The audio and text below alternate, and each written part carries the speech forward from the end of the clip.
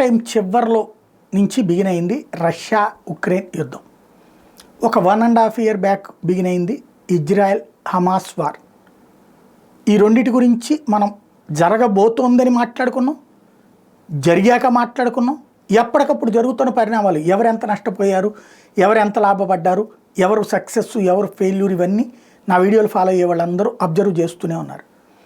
ఒక్కసారి ట్రంప్ వచ్చే ముందే మనం మాట్లాడుకున్నాం అంతర్జాతీయ పరిణామాలకు సంబంధించి. యుద్ధం ముగిపోతుంది, ట్రంప్ యుద్ధాలను ఎంకరేజ్ చేయడు. ట్రంప్ ఉన్నంతకాలం రష్యా ఉక్రెయిన్ని కంట్రోల్లో పెట్టాడు, చైనా తైవాన్లను కంట్రోల్లో పెట్టాడు, అట్లాగే ఇజ్రాయెల్ పాలస్తీనాలను కంట్రోల్లో పెట్టాడు.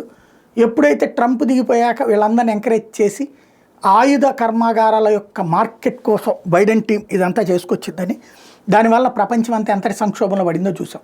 ఇప్పుడు ఒక్కసారి చూస్తే ఈ ట్రంప్ వచ్చిన ఈ నెలన్నర 2 నెలలు అనుకుందాం, ఉక్రెయిన్ మీదకి రష్యా దాడులకు వెళ్ళాల, రష్యా మీదకి ఉక్రెయిన్ దాడులకి రాలేదు.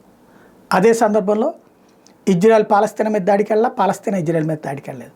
అంటే ప్రపంచ పోలీస్ అమెరికా స్ట్రాంగ్గా ఉండేటప్పటికి జరుగుతున్న పరిణామాలు ఇవి.